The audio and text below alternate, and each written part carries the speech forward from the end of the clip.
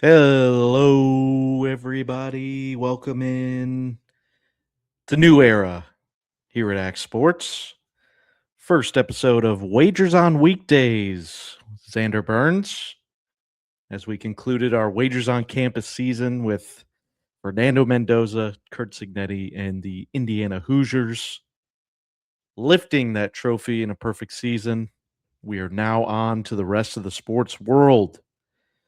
Thank you for tuning in and following. For this portion of our programming, it'll be your boy. I'll do as best I can to bring on guests, uh, ball knowers, ball lovers in all facets. It's a welcoming podcast. And just people who want to talk ball, of course. Don't really care about what you have to say about anything else.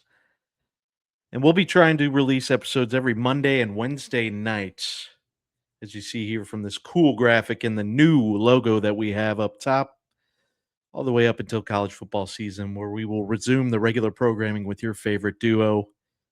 I have a special episode for you today. My boy is going to be on the first show. Alex Mayer joining us a little bit later because there's something special happening this week. Oh, yeah, it's a Super Bowl. Super Bowl week. The Patriots are back to face a familiar foe. For the third time, they'll play the Seattle Seahawks in the last 20 years, almost exactly. So obviously a lot different names, including the head coach of the Patriots, who was on one of those teams that beat the Seahawks. So looking forward to, there's this only whatever, that's what you get here, based on memory, not research. They might have only played twice now. Anyway, so we're going to open up this episode. A lot of moving and shaking. It's trade deadline season. Hockey deadline is pushed back because the Olympics are about to go in the Olympic break for hockey, but there is some moving and shaking there. Waste Management Week, folks.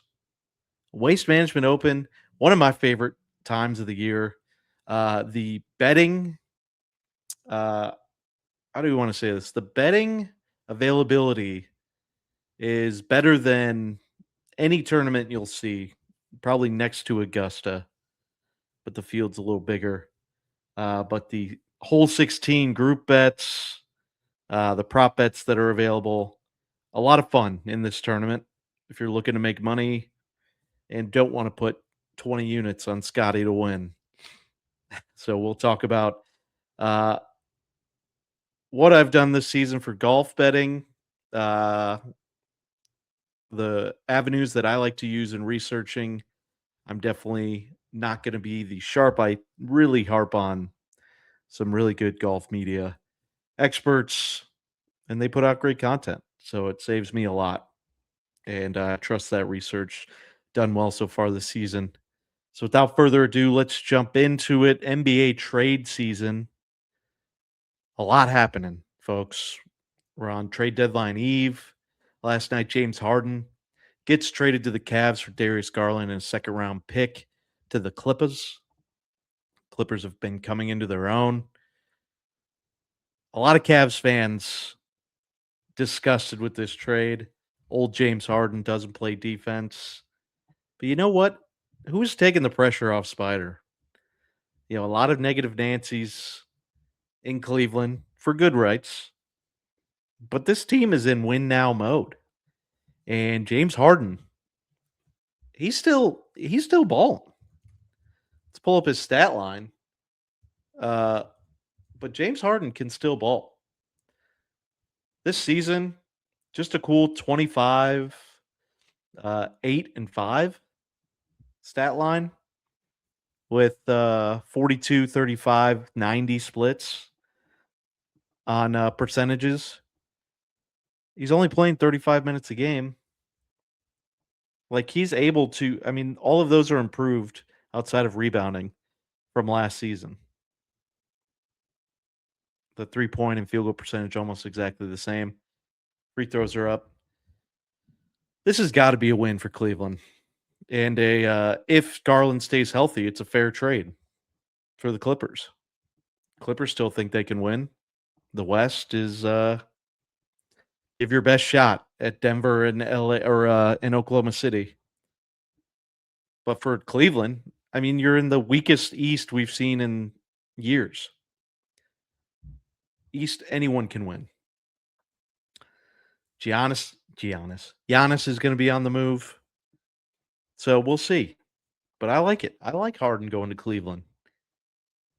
It's going to be one of those weird, like, frat jerseys for sure. Like, does he stay past this season? Who knows? But like 10 years from now, it's like, oh shit. Unless they win the title. It's like, oh damn, that's right. Harden was on the Cavs.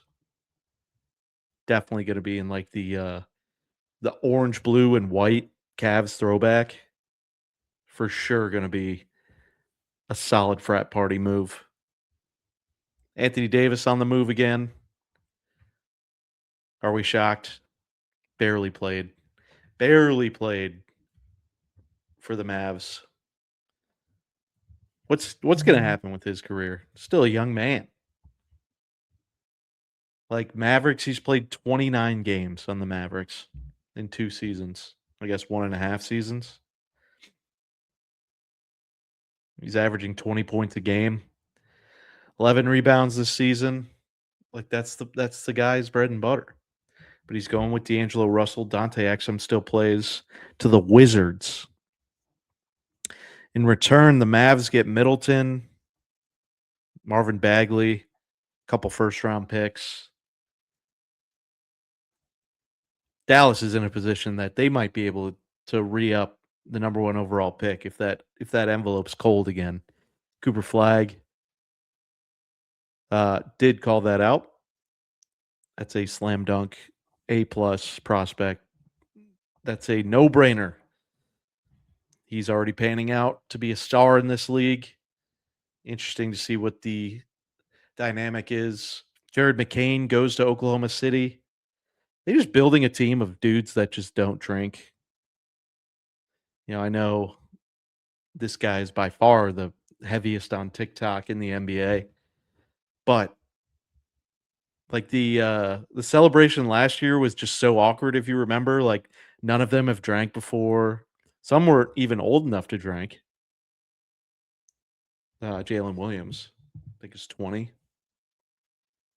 And so they were just like spraying the Budweiser and champagne and just like putting it down. Hey, to each your own.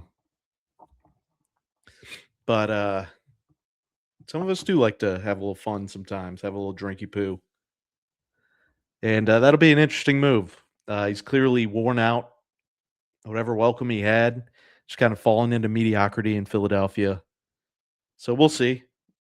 I think it's a good move for him personally. Sixers get a first round pick. Yeah, I mean the Thunder base, they're good.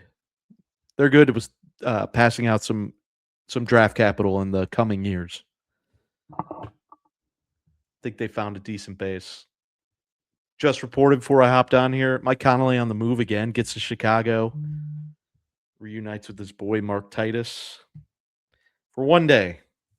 Now he's off to the Hornets, white hot Hornets, with Colby White.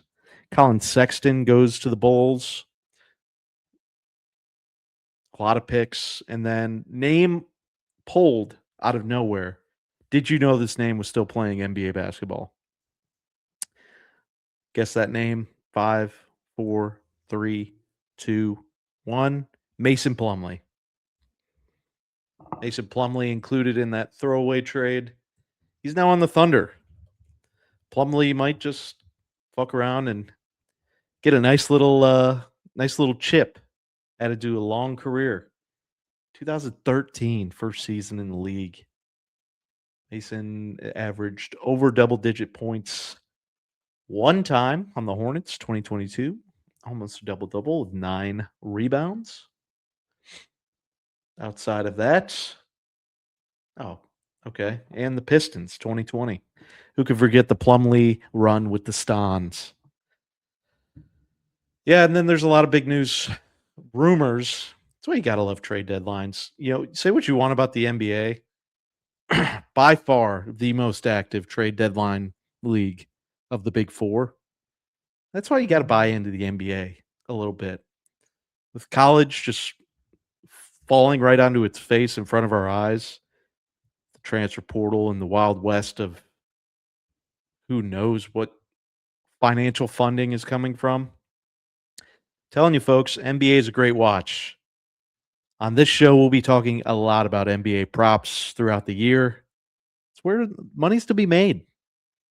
And it's an easy bet to just not be focused on. Place a couple prop bets, have dinner with the family. Just check the box score at halftime.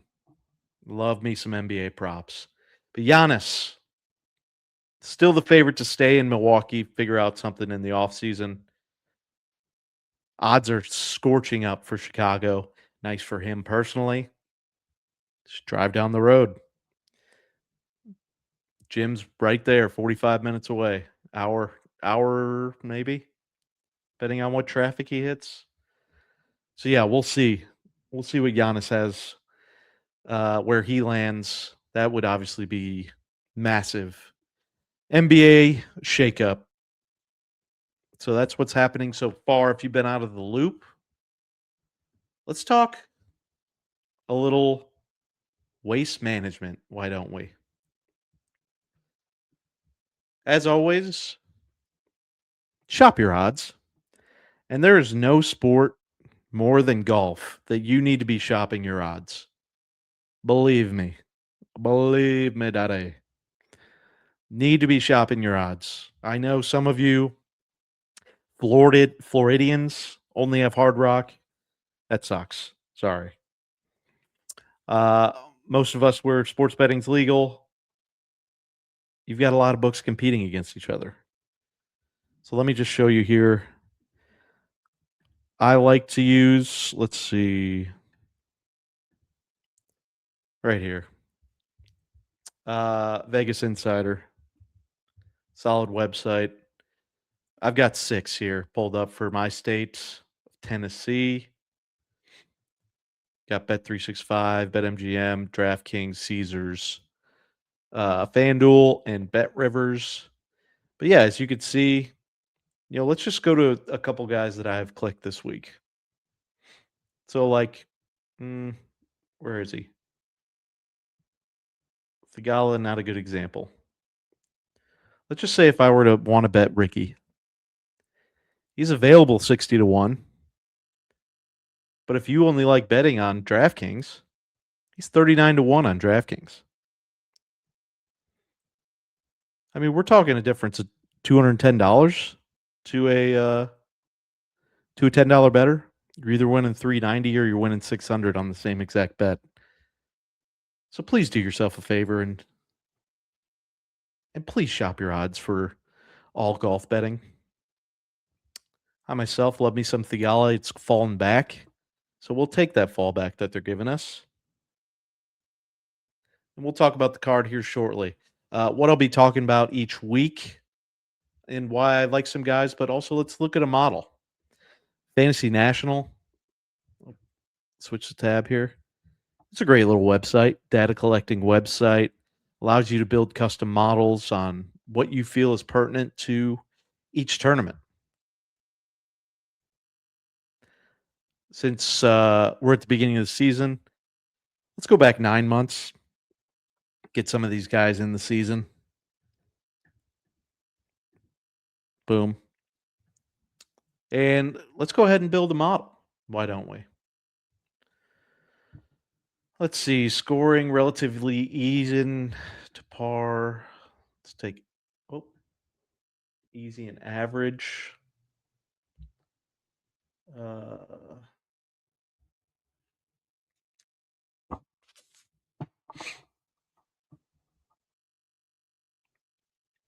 Okay, we'll stick there and then we'll select our model. You can follow along. So all you do is come in here, you add some stats. I always like to get bogey avoidance. Some more reliable golfers. This week, Birdies are better gained. Boys are going to be shooting low. Uh, let's see. Stroke gains approach. Huge stat this week. Need some ball strikers in there. We're going fairways gained. Staying in the fairway. Huge. Proximity 150 to 175. And proximity 125 to 150 is going to be huge. A lot of short irons, a lot of wedges. Ball rolls out there. Let's see here. What else did I have earlier before this thing crapped out on me? Birdies are better. Fogies avoided. Fairways gained. We never want to see ops gained, but in golf we do. Opportunities gained. And let's just go. Should that be good? Or should we do strokes game, short game as well? Yeah, let's add short game in there. All right, so bogey avoidance, we'll do 10. Birdies are better, 10. Approach, we want to do 25. Fairways gain, 10. Proximity, 150 to 175, 15. What's that leave us, math? 10, 20, 30, 70. So we'll go 10 here. We will go 10. Strokes gained, short game. We'll go one more. We will go.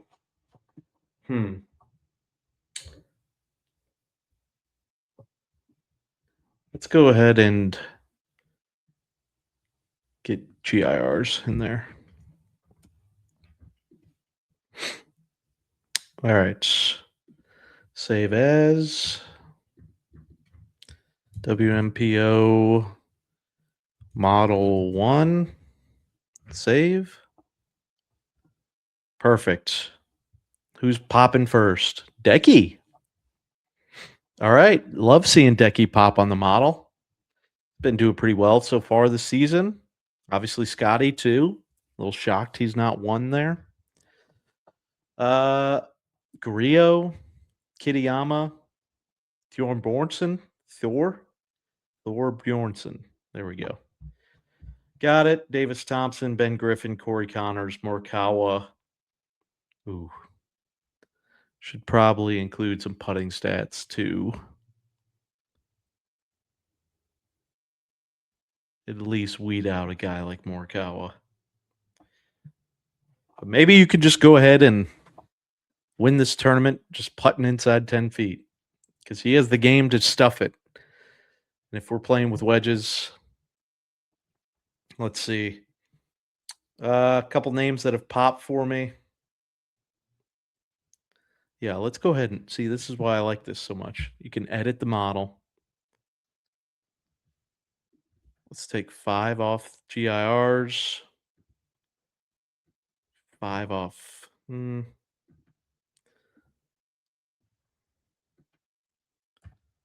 There. And then let's add strokes game putting.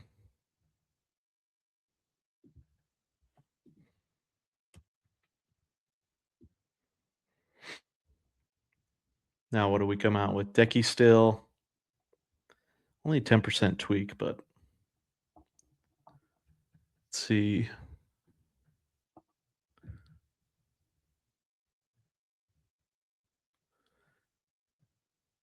What the hell? Oh, here we go. All right. What the shit?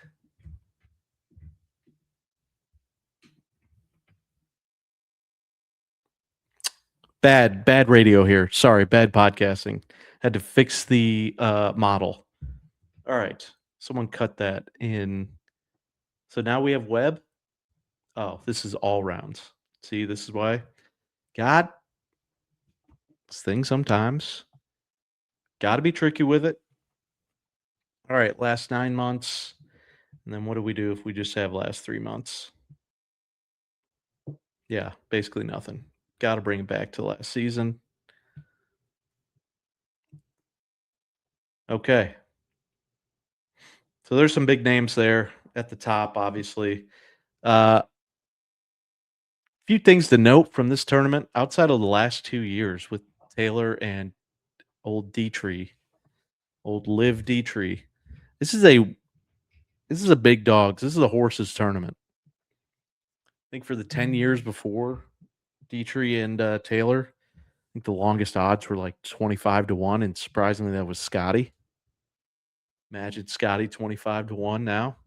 I mean, he's been 10 back on the weekend, and he's still not even 25-1 live odds. This is going to be a long, a long career for us golf bettors having to deal with Scotty markets. A few other things I like to look at. Let's look at tournament history. Nope. Recent results. Who's been hot? Ryan Gerard, Siwoo Kim, each no worse than T11 the last 3 weeks. Is fatigue going to cut into that? We'll see. I'm concerned about fatigue. Some other people in the space aren't as concerned with fatigue, but we'll see. Especially in such a raucous environment, obviously competitive tournaments bring a fatigue that other tournaments don't. Matsuyama, uh, Seamus Powers up there, McGreevy, Nappy Boy, T11, T5 so far this season. McCarty, same way, T2, T18. A name I wanted to pull out here. If I can grab that.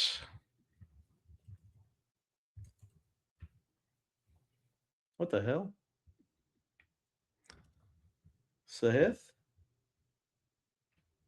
Are we not recognizing my boy? Oh no, we can't find Sahith. What is going on here? All right, Sahith, not available.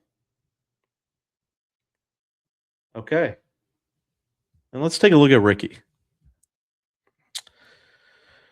Ricky's only played one event this season, the Amex, finished 18th. Not bad. Gained strokes in every category except around the green. Barely lost. He lost half a stroke on the entire week to putting. That's fine. When we came into it, we want to see tee to green and we want to see approach. And Ricky has the capability, but just will he turn it on? He's obviously a fan favorite. Fan favorite at this event. Ricky next to Scotty and Brooks will probably get the loudest ovations. And maybe Spieth, Damon, Homa. I think Ricky's still up there. T3. And then also that just reminded me to, let's change this to off the tee, strokes gained. Let's get that down to 10. Let's get that up to 8.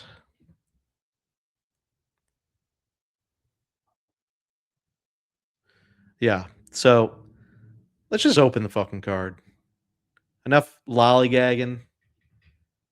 I've got my card ready to roll. Let's get out of here.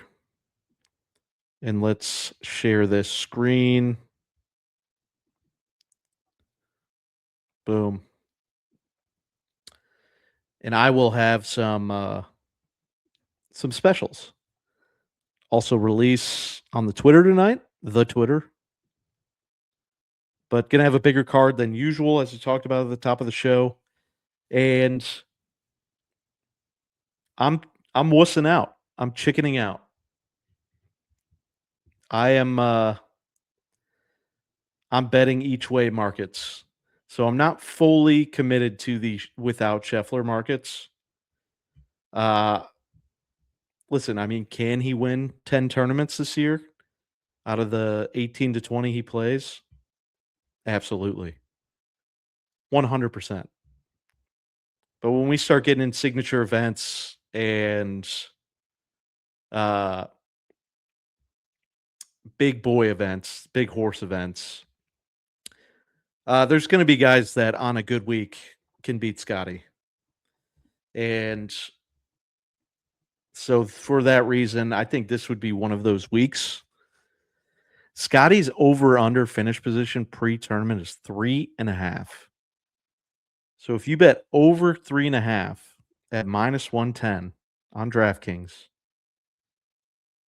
all you need is a fourth place finish or worse, and you would cash in an event with 150 golfers. Oh my gosh, that is so insane. We're getting to the I mean, there's going to be an event that he just plays randomly, like Texas Open, where it's going to get to the level of Tiger at Firestone of basically plus 100 pre-tournament.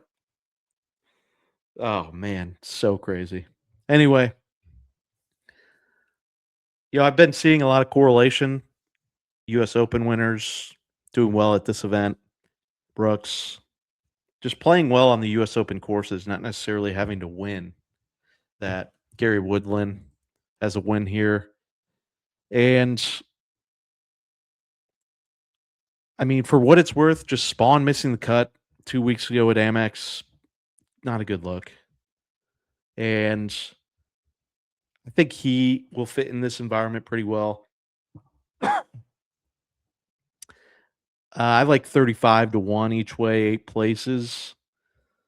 Those of you who don't know, you need Bet365 is the only one stateside that does each way. And what that means is that if they finish anywhere in the top 8, you're placing essentially an insurance policy on your bet, and you just double up your original wager. So if I bet $10, I would bet $20 total. And if the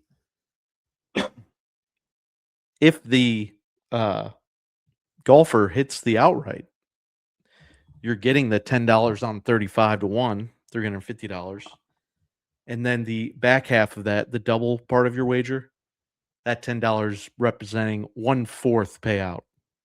So you get 1/4 of 35-1, just like right around 8.5. So you get extra $85 from that second $10 wager. And that way, similar to what happened a couple weeks ago, and on our card we had Matt McCarty at 100-1. Didn't bet him each way. He ended up finishing second, so that would have been a nice cash. Jake Knapp, loved his game last week. He was actually the low scorer in par 4 scoring, and then 11th in par 5. Just need to figure out the par 3s. Finished top 10 last week. Thigala as well. Big West Coast Thigala guy.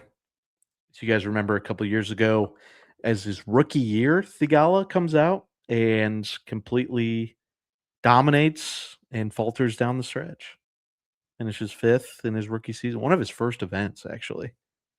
It's just crazy. The Thigala hype train started there. His dad, such a wholesome, lovely little man, enters in, and he'll be back. He's starting to get his form. Brooks played well last week. Just couldn't putt his way out of a paper bag, losing 7 strokes to the field. He got 4 rounds in, though. 4 competitive rounds. Outside of Saturday, losing 5.5 strokes in 1 round on putting green. Insane.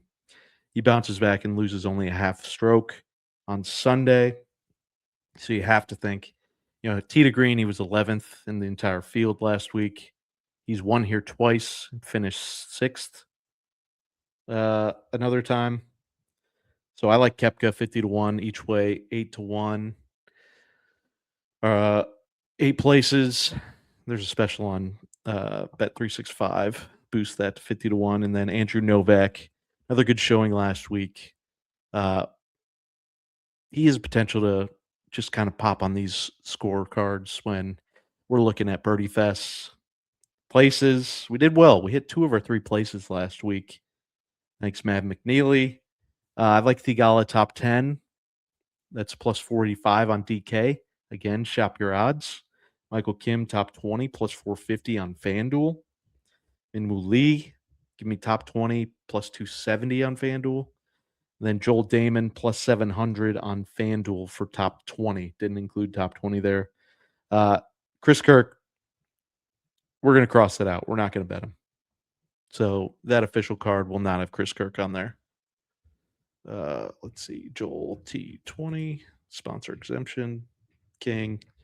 Good showing. Just can't count on Joel on Sundays. Then a bigger card matchups wise, Jake Knapp over English. I love the plus money tournament matchups.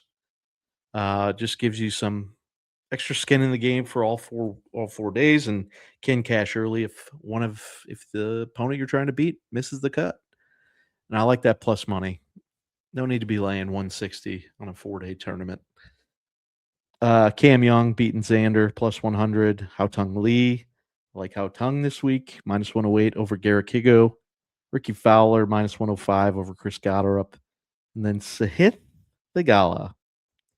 Obviously big on him and the outrights in place. A lot of people getting on the Spieth train this week. No, thank you. No, thank you. You can have the Spieth train.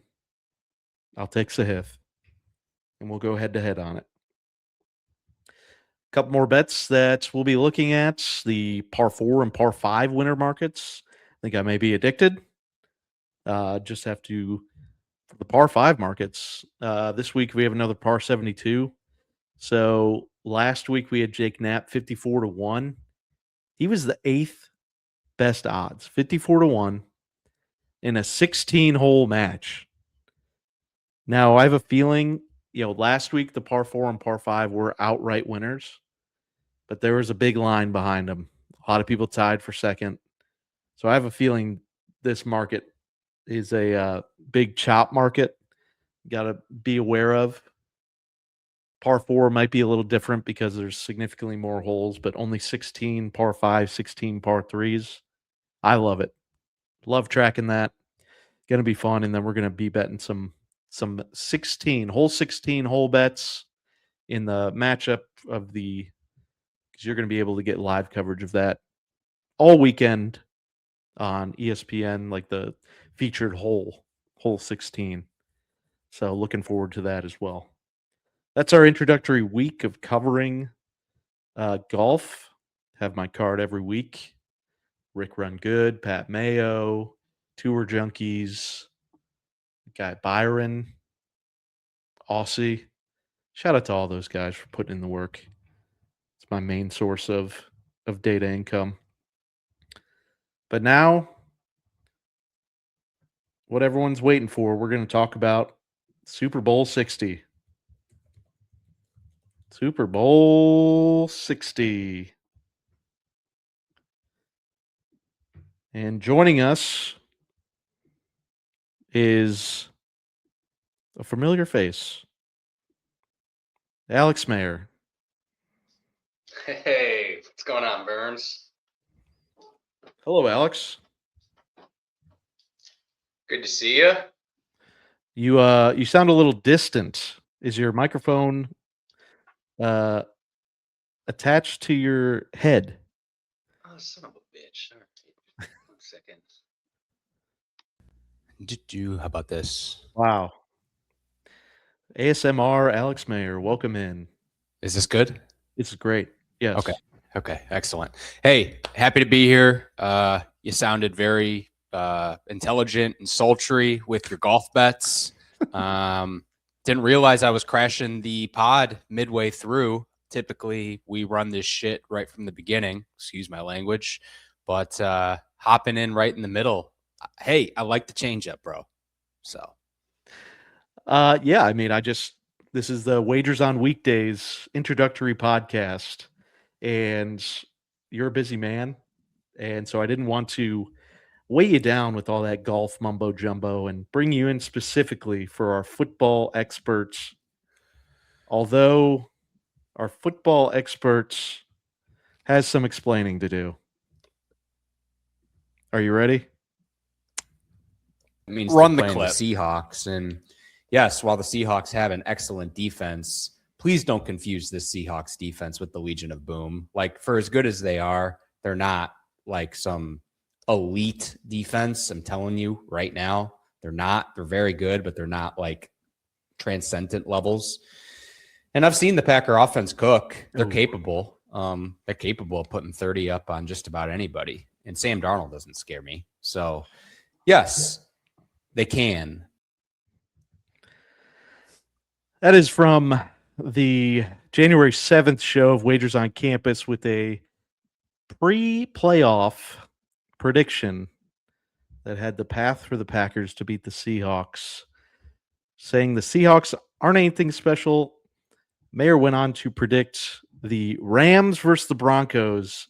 Man, was he close. He had 2 of the final 4 in the Super Bowl, and they were both losers. But it could have been. Could have been. Okay. That prediction isn't as bad as I thought maybe it was going to be. Because I think the first one I gave you was like Chargers, Packers, or something crazy. Chargers, Rams, all LA. You were just goofing around, but we started talking about it. You gave a real pick at the end. That's right.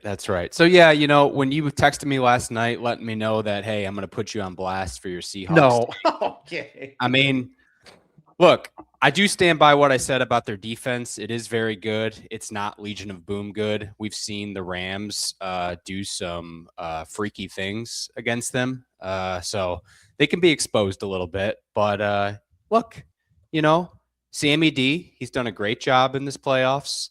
He didn't have to do much against the 49ers. Let's not forget that team earned a first-round bye, and they won 41-6, and it wasn't because of Darnold's elite play. But against the Rams, you have to give it to him. He was electric. He was throwing dots all over the field. He was that guy.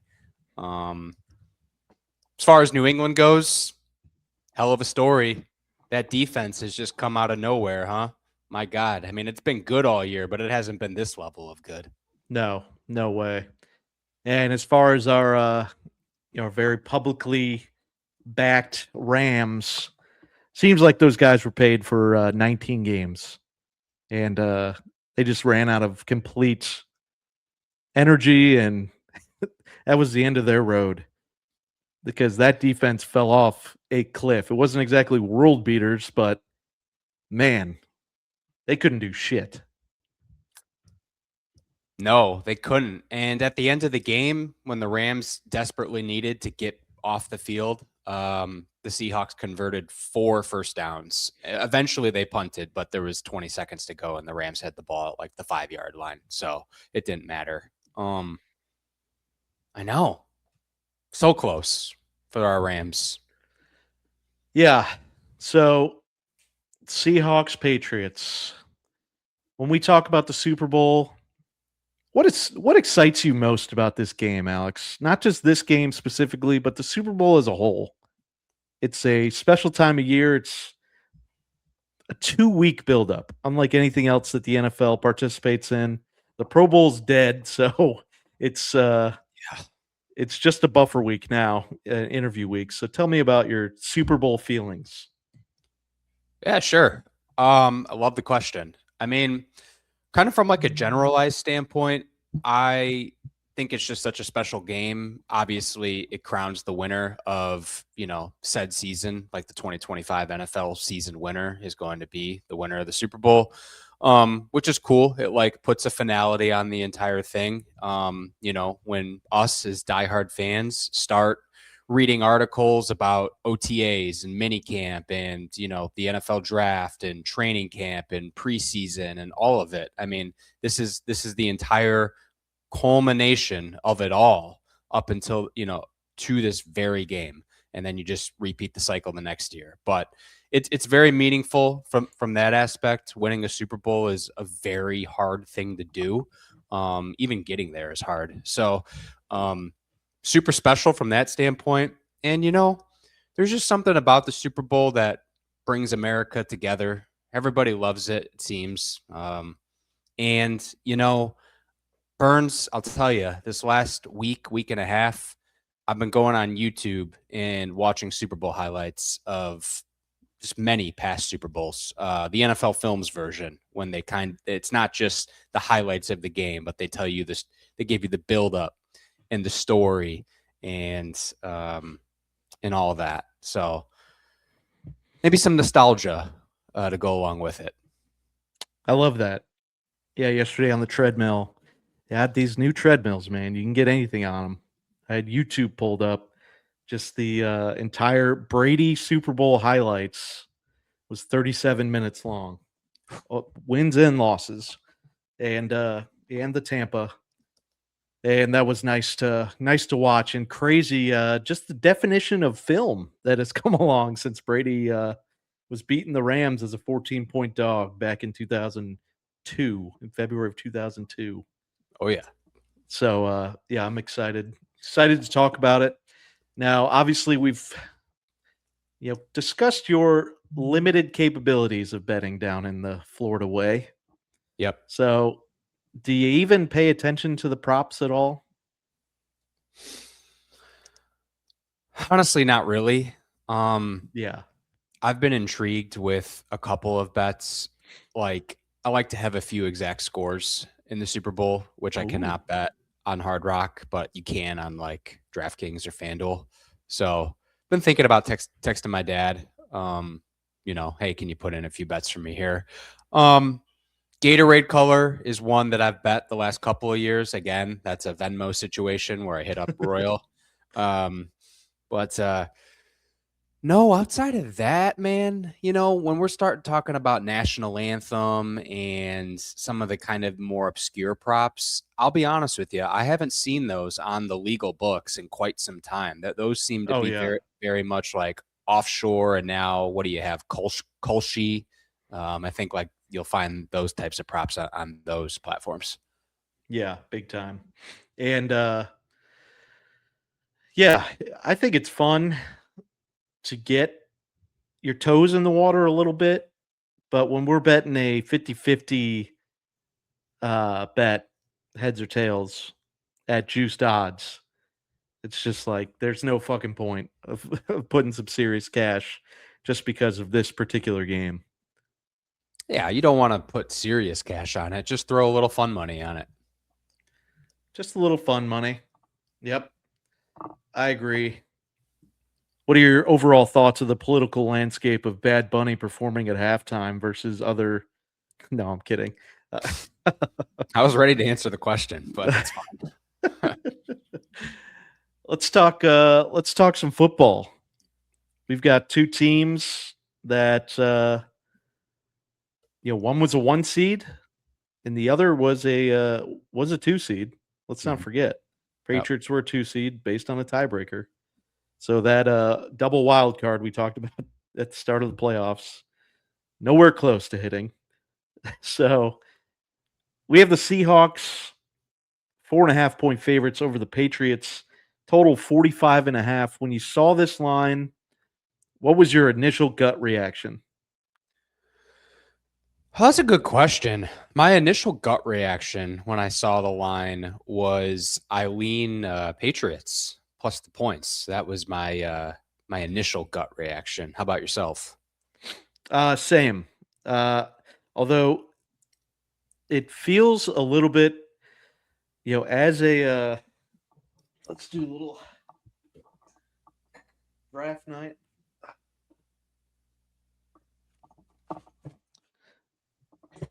Get the Patriots representation in here. It feels a little, I don't know. It's the weirdest feeling of all, having experienced so many Super Bowls, just the lead up, like an imposter syndrome of like, this was nowhere on the roadmap of even plausible to be in this position. Mm-hmm. And you look across the field and, obviously it wouldn't be the case because they're in the same conference, but there's no Allen, there's no Mahomes. Like there's not like some boogeyman on the other side of the field. It's Sam Darnold. And it's like you got to the game, maybe you feel like an imposter, but why don't you fuck around and go win it and let history sort out itself? So yeah, I think the Patriots will win this game. We'll talk about it more, but it's just this undescribable feeling. Yeah, you're the luckiest guy on earth. Ohio State and the Patriots. Football is fun. I like football. All other sports are pretty crappy, so we'll just take the football those 4 or 5 months. That's why I tell Sydney weekends are off for 4 to 5 months. And then we have all spring and summer to just hop around. And winter, basically. That's the deal. Yeah. But yeah, I mean, I think this is I see a lot of people saying every unit is Seattle. You got to wait towards Seattle. Maybe quarterback. Let's go through them. Let's pick a unit here, and I'll go. I'll read them off, and you tell me your opinion. Okay. Coaching. I like both, but I would give it to Vrabel. I think he's pretty special. Failed the assignment on the first question. Damn it. What? We need a Seahawks or Patriots, not both. Patriots. Quarterback. Oh, May is obviously the more talented guy, but Darnold has more experience and he's on a good team and a good system. So I'm going to give it a push. You son of a... Oh, running back room. This is Sans Charbonnet. I think Seahawks would have it pretty easily. Have a two-headed monster back there. I know it. Push. Dude, you're just fucking with me now. I'm really not. Just take a side, damn it. Seattle at quarterback. Patriots at running back. Wide receiver room. Seattle. I think this is an interesting argument. Seattle obviously has the best wide receiver on the field. Right. But their entire room compared to is nothing to really like write home about. No, I agree with that. You got an old Cooper Kupp, Rashid Shaheed, who's kind of like more of a gadget wide receiver. Torrey Horton's been out for a lot of the year. Jake Bobo had 4 catches on the entire year. I hear what you're saying. You can make an argument for New England. I just think JSN is just that good. Gives him the edge. Totally fair. I would say the same. Tight end room. Got to give it to the Patriots with Hunter Henry. For sure. Offensive line. I'd probably give this one to Seattle, but it's not like Seattle has been a great offensive line team this season. Yeah, for sure. Defensive line. I'm giving it to Seattle, but New England is pretty damn good. Like, I recognize that they have some studs. Yep. Linebacking core. Maybe New England with Spillane and Harold Landry. Yeah. DBs. Seattle. Yeah. And kicker Seattle. Return game, Kyle Williams is really freaking good. So is Rashid Shaheed. So honestly, I can't pick. Sorry. Push. Yeah. Yeah, I mean, Borealis has been strong in the entire playoffs. Yeah, so yeah. Missed? Mm-hmm. Yeah, that game doesn't count, Alex. I mean, it wasn't a blizzard, but he did miss 2 kicks. Oh my God. Yeah. Oh boy. Vinatieri drilled him. Just saying. Less wind. Okay. So by my count, you have the Seahawks tipping out better in more categories than the Patriots, and you still like the Patriots to win. Let's talk about it. No, I don't. You like them inside that number. That was my gut reaction, because your question to me was, what was your gut reaction when you first saw the line? Oh, okay. Okay. I haven't landed on where I'm going as far as the spread yet. I could still go Patriots plus 4.5. I could still go Seahawks minus 4.5. I am picking Seattle to win the game straight up. Do you want to know why? Yes, I would love to. All right. Well, I guess it starts with the Seahawks defense, specifically going up against this Patriots offense. And it's hard to put my finger on the Patriots offense when you look at them throughout the playoffs. And a lot of that has to do because they've played good defenses and they've also played in shitty weather.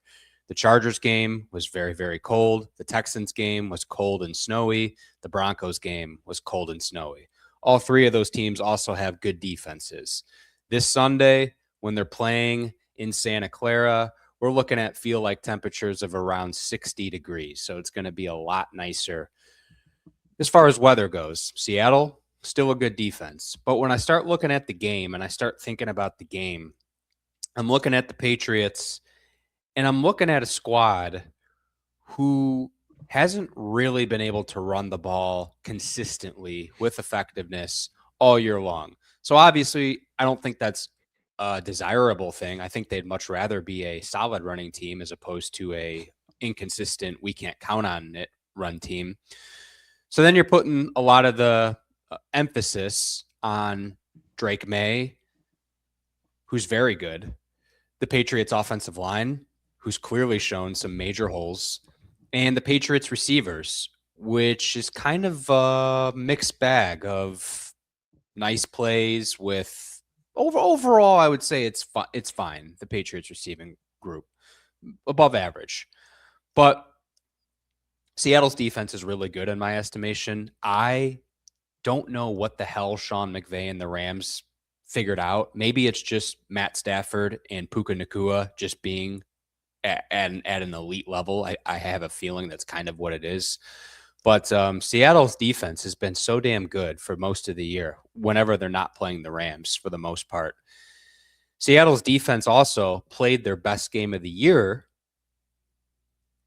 at this very stadium 1 month ago when they were playing for the number 1 seed against the 49ers on that Saturday night. This is just a hunch, but I think they're going to be confident going in and playing the game at this stadium, knowing what they did there just a month ago. So I expect Seattle's defense to show up if Burns, Drake May goes out there and throws for 270. He's looking good. He's making plays. I'm honestly not going to be shocked because I just saw the Seahawks defense give up points to the Rams. But overall, when I'm thinking about the game as a whole, outdoors, Patriots offensive struggles in the playoffs, Seahawks defense, I lean more often than not that this game is going to be tough sledding for the New England offense. And even if they do move the ball down the field, there's a difference between that and then capitalizing with touchdowns. That's really why I'm picking Seattle in this game from that angle alone. I don't think the Seahawks offense is going to put up fireworks. I think the Patriots defense has been very strong. I don't think the Seahawks offense is anything special. They're another team that has not been able to run the ball consistently all season long. And the Patriots defense has proven that they're giving teams hell, whether it's Milton Williams or Christian Barmore or the guys in that secondary. They're really playing good football right now. So all in all, that's my way of saying I think this game is actually going to be more of a low-scoring slugfest type of game. If it is higher scoring, I won't be stunned. We just saw 31-27 between the Rams and the Seahawks, so I'm not going to be stunned. But overall, I've kind of landed on something in the ballpark of like 20-17, 24-13, 20-13, something like that. That's kind of where my thoughts are as we record. Okay. I think that was very well thought out, and I thought it was a great presenting case because it definitely could happen. Why I think the Patriots will win. I think there's a few things that stick out, and I think I can solve your RAM problem you have. Uh, uh, listen, the Seahawks allowed the second most yards after the catch as a defensive unit in the entire season. They were fifth worst when it came to missed tackles, and then they also were bottom 5, bottom 6 in the league in blitz percentage. So they're going to sit in zone and they're going to rush their front four. They're going to be happy with that because although they were so low in blitz percentage, they were top 10 in pressure percentage. So there were results coming out of that they were able to get to the quarterback and rush the play. Why the Rams are so successful is because they're okay with they have the tools built outside of Devontae to take what you're giving them and get Puka 12 receptions, get underneath, get Parkinson 7 receptions, and methodically carve up that middle of the field. That's exactly what the Patriots are going to look to do. Of course, it's a Vrabel run offense. They're going to want to run the ball. So that's going to be first, and that's fair.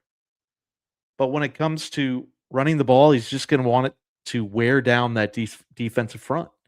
And if the Seahawks are not going to blitz, and this is where I think I really agree with you the most, is that it's going to be a slugfest, then I think the Patriots have a clear advantage in the second half just because of that style of play that Vrabel wants to bring to the table. And when it comes down to it, like nuts to table, this is what I called out right when the Seahawks won. Last season, Vikings needed two things, or they needed one thing. They needed to beat the Lions in the last week of the season to get the first round bye and to, just rest up. Darnold gets demolished by the Lions. They get a first round, or they get a wild card game. They host the Rams. The Rams demolish them. In Phoenix because of the fires. That's right, in Phoenix because of the fires. My point is that Darnold in the playoffs hasn't proven anything yet. And this season was the third game of 2 divisional matchups. Didn't get tested against a team he hasn't seen 2 other times before this season. The San Francisco game, I mean, he didn't have the ball in his hands before it was 21-0. Like, that game was on crack.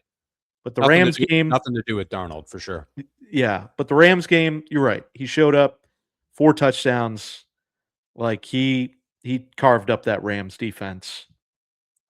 Did he benefit from seeing that Rams defense twice before and having a similar game in a overtime shootout in Seattle week 14, I think? I tend to think yes. I think playing these teams multiple times, like we always say, is like throw away the records when it's a divisional opponent because you're just so familiar with the play style and everything that's involved. So I think this is a bit of a uptick in advantage for the Patriots of getting out there, the softest schedule in the league. Just play who's on there. You got two AFC West teams and one AFC South team. Did not play a single divisional opponent. I think that comes into it as well. I like Vrabel over McDonald.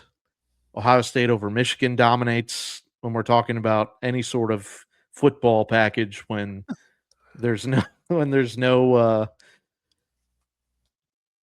cheating rat weasel giving you the entire playbook. I mean, Ohio State is going to dominate Michigan on the field. So for those reasons, I like the Patriots to win the Super Bowl, stand alone in franchise dominance, splitting away from the Niners and Steelers, and win the 7th Super Bowl for the Patriots. Love it.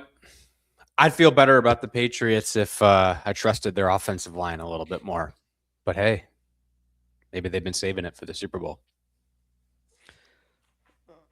Yeah, that's totally fair, and I think that's what also comes into play of the not blitzing as much from the Seahawks could benefit uh, the Patriots. And clearly May was under heavy pressure against Denver, and I think we can agree Denver is the better defensive unit than Seattle, but it's not like Seattle is this LA defense we saw that is, or San Francisco that's just not a championship contending defense. Seattle definitely has what it takes on that side of the ball. Yeah. Should we look at some player prop markets on DraftKings? Sure. And then at the end of the show, you can give out some of your exact scores. How's that sound? Sounds great. All right, let me go ahead and you share the screen all the time, buddy. Go ahead and do that, please. Thank you. There we go. All right. Novelty props. All right. Let's look at a couple of these props. Jersey number of the first touchdown scorer, 10.5. I thought this was crazy. I guess Booty, Diggs, or under. Ken Walker, under. Walker, under. But Travion's over. Stevenson's over. JSN's over. All the tight ends are over. Yeah, all the tight ends. All the quarterback. Oh, no. May is 10. So split the quarterbacks. Cooper Kupp is what, 10?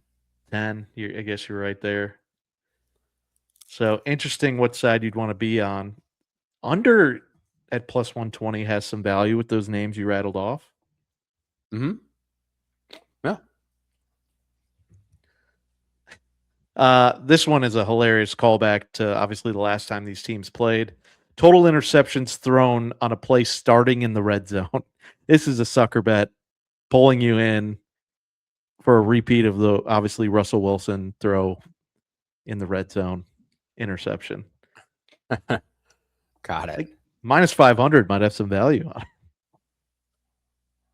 Yeah. I always love this bet. Total players to have a pass attempt over 2.5.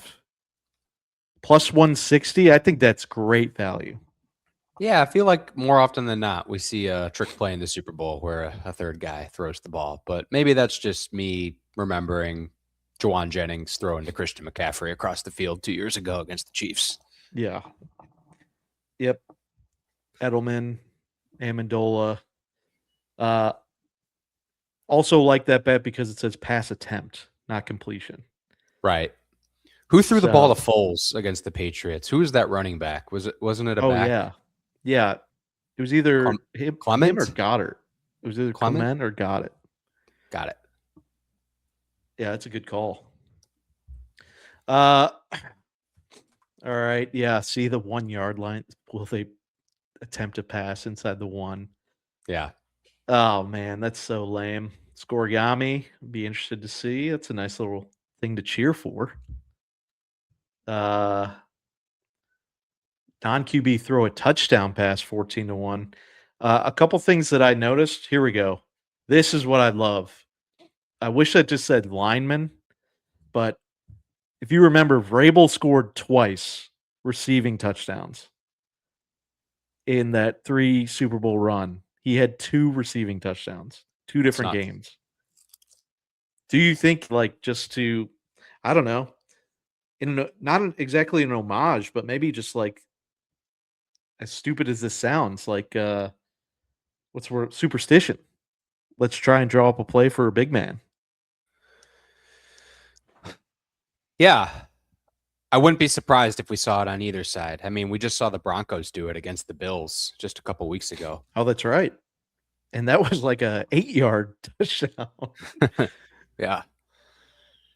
So Garrett Bowl scored one last night in the Pro Bowl. Oh, yeah. How could I miss that one? So offensive line, I'd be interested to see if I could get defense, if I could just get a lineman at a little lower odds, because that was one that popped into my mind. Let's see touchdown scores. Let's see this market. I will say, someone to return a kick for a touchdown at 22-1 isn't horrible. With Rashid Shaheed and Kyle Williams. Yeah, that's crazy because that's probably just special teams. That's probably just kickoff though. Probably not punt. Yeah, I know, but it's crazy that defensive special teams is 4-1 and Shaheed is 350. So yeah, I mean, if you like Shaheed, that's a great bet. 22-1. Yeah. Anytime touchdown market. Anyone stick out to you that you like to score in the Super Bowl? Yeah, this sucks. I'm sorry. No, nobody sticks out to me. I actually think the value on these guys scoring touchdowns is pretty poor on both sides. Quite honestly. How about you? Fair.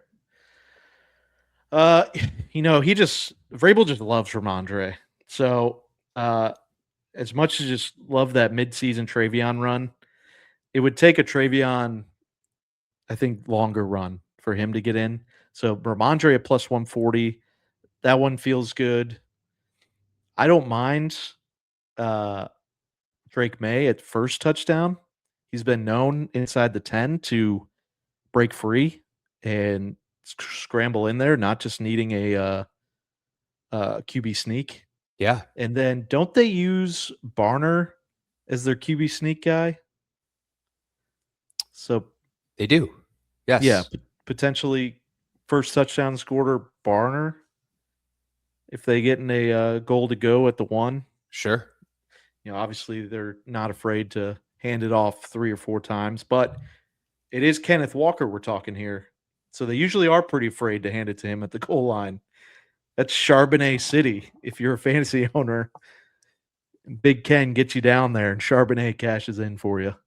Yeah, Barner's not a bad look at all. I think for me in this one, I'm actually going to be looking at more of the longer shot guys, like a Travion Henderson at plus 475. That's maybe worth a dabble, but like Pop Douglas at plus 650. I like that. Yeah. Elijah Arroyo at 10-1. I like that. Kyle Williams at 11-1. We've seen Williams get behind the defense a number of times this year because that guy just blazes down the field. It's just a matter of can he catch it. So that's kind of where I'd be looking personally. Yeah, that's fair.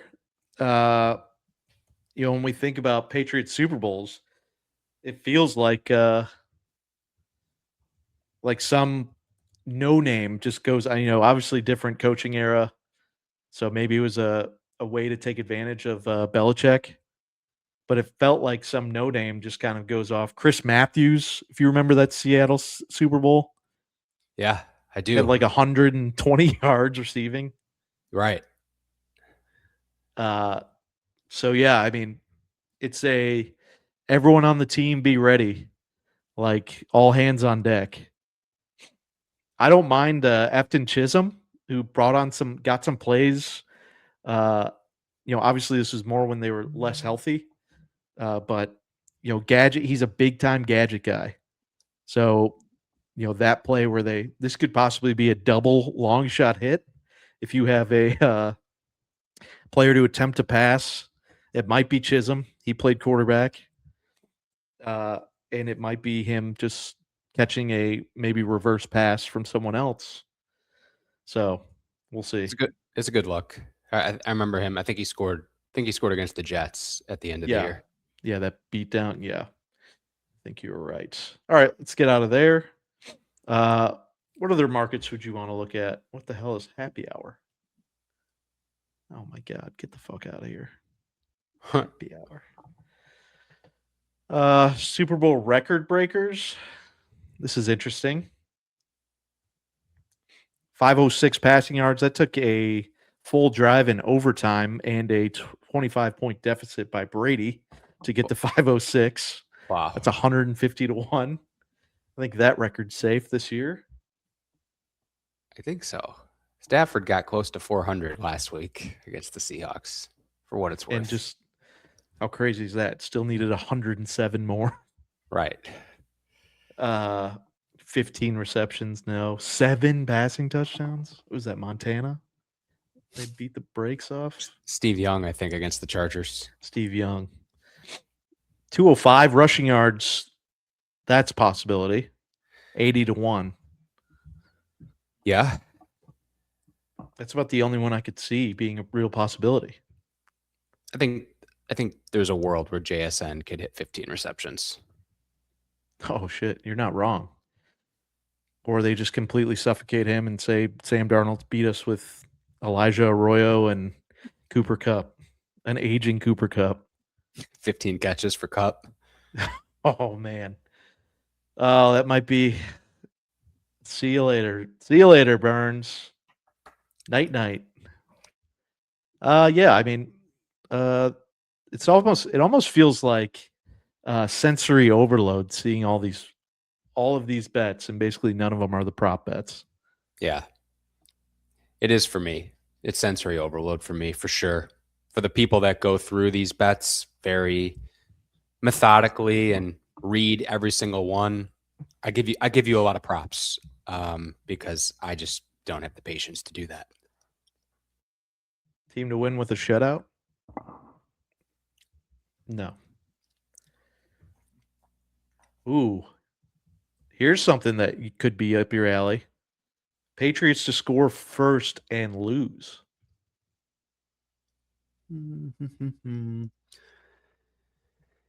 It's not bad value at all, in my opinion. So you're getting the Seahawks plus 270. Or the Seahawks to score first and lose.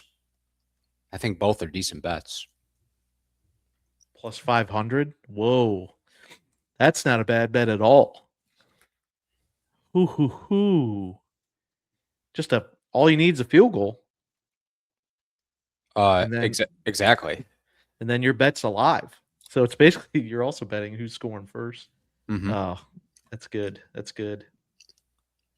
All right. Do you have a favorite? We talked about favorite props. Do you have a favorite player prop or player that you really trust this week that you think you'll be betting on? Wait a second. Can we just revisit that one more time real quick? What? That last bet. Yeah. Like, if the Seahawks, for example, score first and they're up 3-0, the Patriots' money line wouldn't be plus 500 at that point in time. Yeah. But that's what you're getting on this bet. I know. And vice versa. If the Patriots score a field goal and they're up 3-0, the Seahawks money line isn't going to be plus 270. Correct. I think for like the degenerate gambler, like putting a little money on both sides, honestly, is maybe the move. Yeah, and the other one, of course, is just go wire to wire, and they both lose. So right, exactly. Yeah, I mean that Seahawks score first and win plus 115. I think is great odds if you like the Seahawks. Just get rid of that minus number because they don't have to hold the lead the whole game. They just have to score first and then hang on to win. They could lose the lead and still cash your bet. Yeah. Team totals, Patriots over 19.5. That seems like something I would be interested in by the end of the week. Team props. I'll go ahead and go first. I really like Stefan. Maybe that was a Freudian slip there. I really like Booty's receiving props this week. So 31.5. I like him up to 50. Get yourself some plus money. That's plus 219.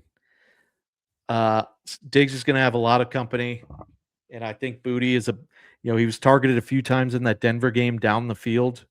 Weather obviously shut down any offensive stats that second half.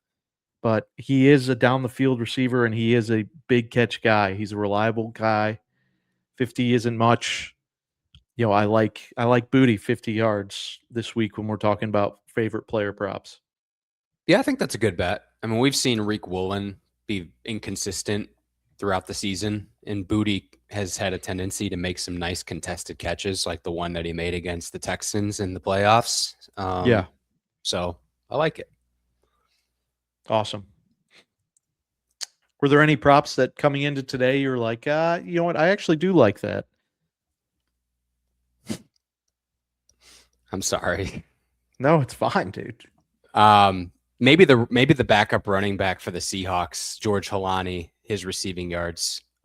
He had a couple catches, I think, if I'm remembering right, last week on little checkdowns. I'm pretty sure he got over the 11. Yeah, he had 3 catches on 4 targets last week.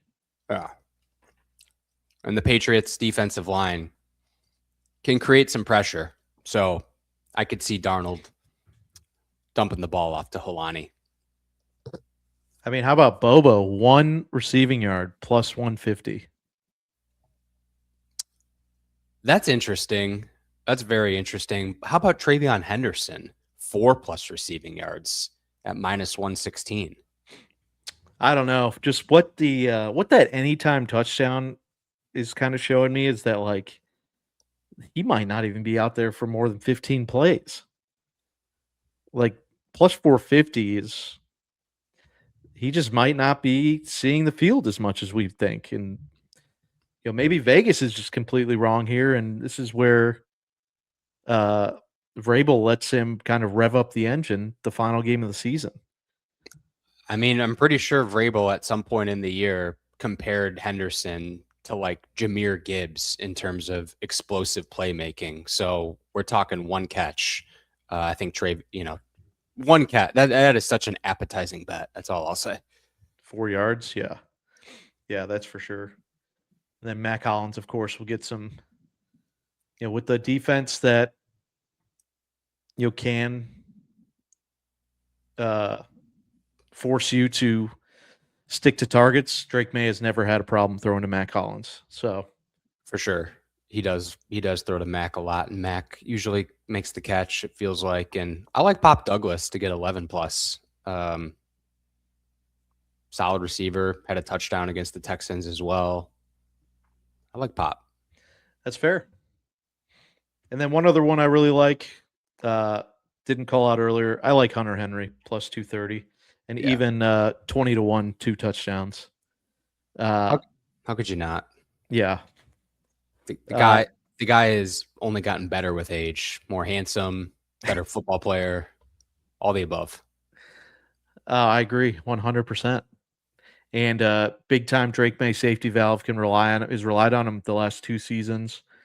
20-1 for 2 touchdowns. Patriots love tight end formations, and Seattle against tight ends. I mean, like I said, one of the highest missed tackle units in the entire league. So those would be a couple props that I like.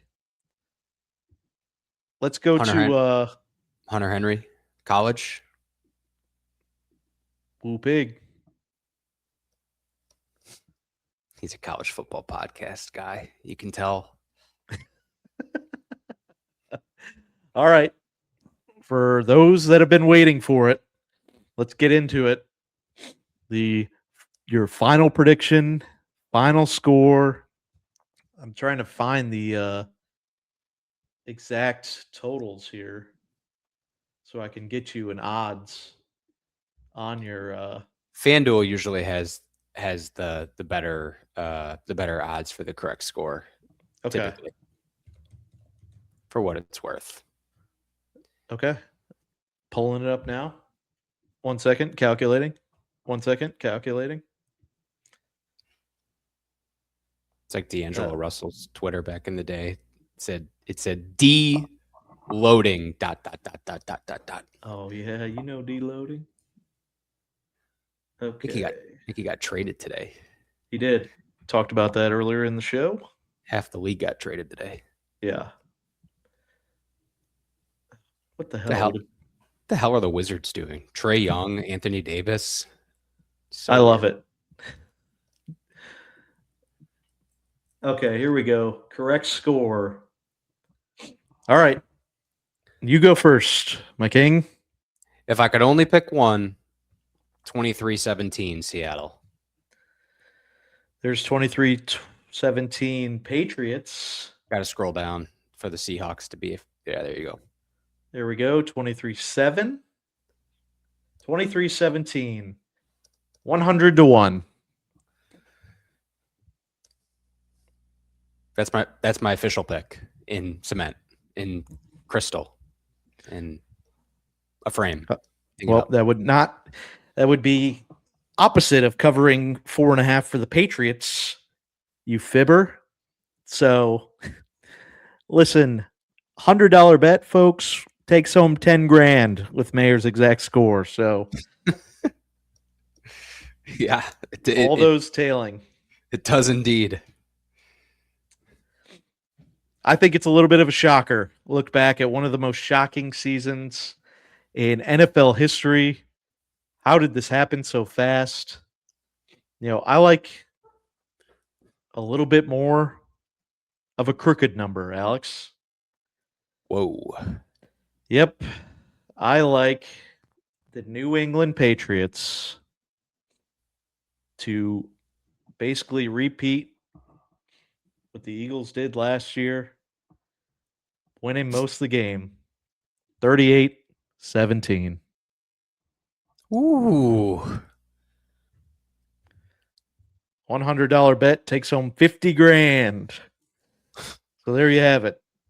$100 bettors following this podcast, someone's going home with a nice new car. Well, if you follow me, then a nice car down payment if you're following Alex's bet. Correct. Man, it was fun. Any closing 40 thoughts? Patriots 41, Seahawks 6 is an option. That's so random. I saw that. So random that what do they know, Alex? What the hell? Well, I will say in that graphic that everyone has seen by now that the NFL posted at the very beginning of the year. How weird was that?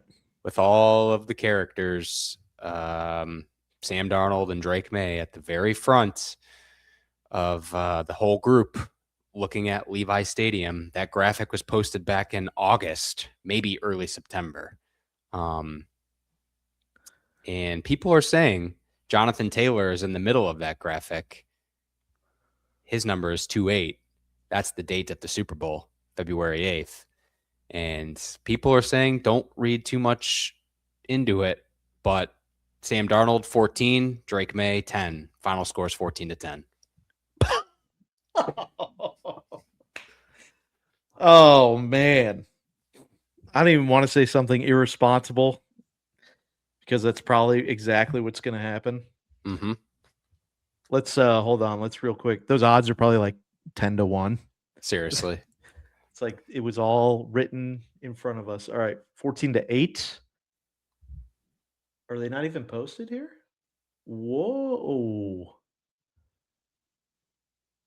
Hold. Oh, there it is. Whoa. 400-1, Alex.